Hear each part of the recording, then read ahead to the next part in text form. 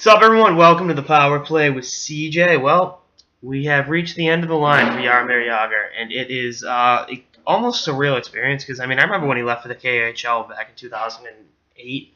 I thought that was, the end for him in terms of, seeing him in the NHL.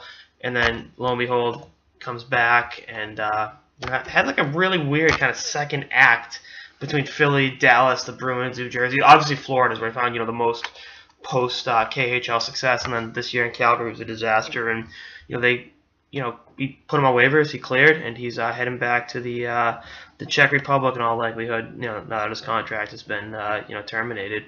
It is just a weird dynamic seeing this, and I don't fault the Flames for doing this because you're trying to make the playoffs in a loaded Western Conference, and having a trip down memory lane with a soon-to-be 46-year-old Jagr that really just doesn't fit in with what you have.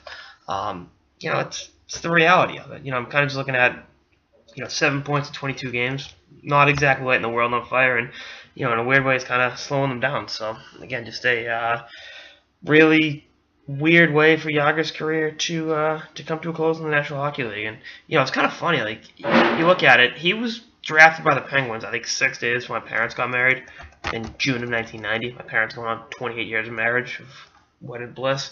And you put that in perspective, it's like, holy fucking shit. And you look at how dominant he was with the Penguins for, a long, stretch of time. And then, obviously the Penguins went for broke. He ended up in Washington. Played for Bruce Cassidy back in the day. That didn't work out. Kind of had a weird second act with the Rangers. Was a Hart Trophy finalist with New York in 05, 06. And then, again, it was just it's one of the most interesting careers I can remember. And in all sports, really, for that matter. Just the longevity of it, the dominance, and then the kind of second acts towards the end, if you will. But, I was a fan of his for a long time. I'm really going to miss him. It's straight up plain and simple. But it was time to cut bait. If you're going to be in your 40s and playing in a pro sports league, you got to be Tom Brady. And, be that good to warrant, taking reps away from younger guys. And unfortunately, Jagr at this point isn't Brady.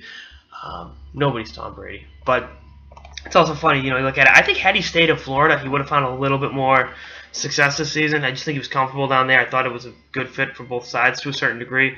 But that organization is just a walking, talking fucking disaster. So, it's one of the last bits of 90s nostalgia. Going out the door and going back to Europe to where he'll play in various European leagues in his mid-50s. I guarantee you that. But, this is it.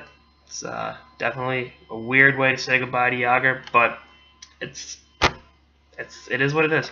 2 cups in his first 2 years, a gold medal with the Czech Republic at the 98 Olympics in Nagano on that dream team, or that wasn't even a dream team, it was a dream goalie with Dominik Hasek stymieing everybody. So, I don't know what else there is to say. I will see. Hopefully we get some Czech League games to bet on a couple of the apps, because if Jagr's playing, I want a piece of the action. Anyway, that's all I got. So, to the Power Play with CJ. Stay tuned for episodes for the season and beyond. Lady guys.